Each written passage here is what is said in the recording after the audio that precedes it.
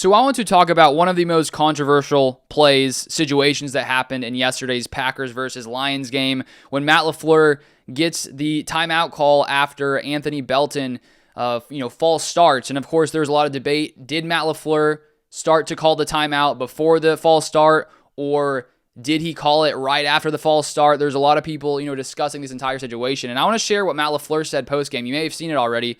It was honestly a pretty funny moment of his press conference, but the reporter asks, with a timeout that negated the false start, were you calling for that? Did they get that right? And Matt LaFleur says, of course, they got it right. And then he winks at the camera. I'll put the picture up right here. You may have seen it. You should go check it out if you haven't seen the full clip. It's pretty funny. And then he says, what do you think, Pete? I believe he's talking to the reporter. Yeah, I was calling timeout. And so in that situation, that was such a big moment of the game because it's 10-7. It's 4th and 1. You have about 2 minutes left in the second quarter. And if that false start stands, odds are the Packers don't go for it on, what would it have been, 4th and 6. They probably take the field goal, which then at that point would have made it a 13-7 game as opposed to a 17-7 game. So that's a major shift in the game.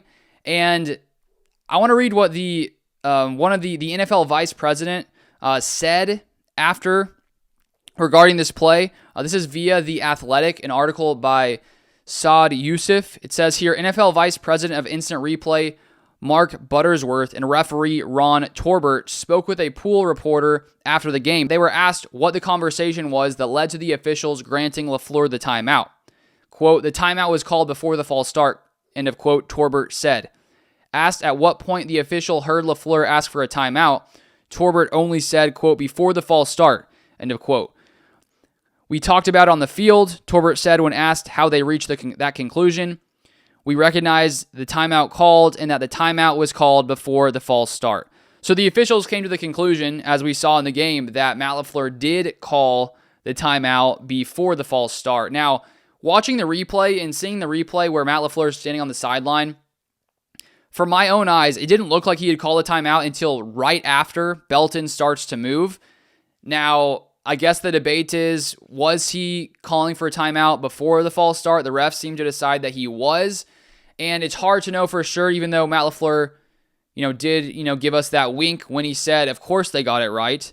But at the same time, I think in that moment, if LaFleur did not get the timeout off before, to think in that split second as if he were to, be seeing Belton moving to call the timeout, that would be a pretty, smart move in the moment for Matt LaFleur to call a timeout in the situation.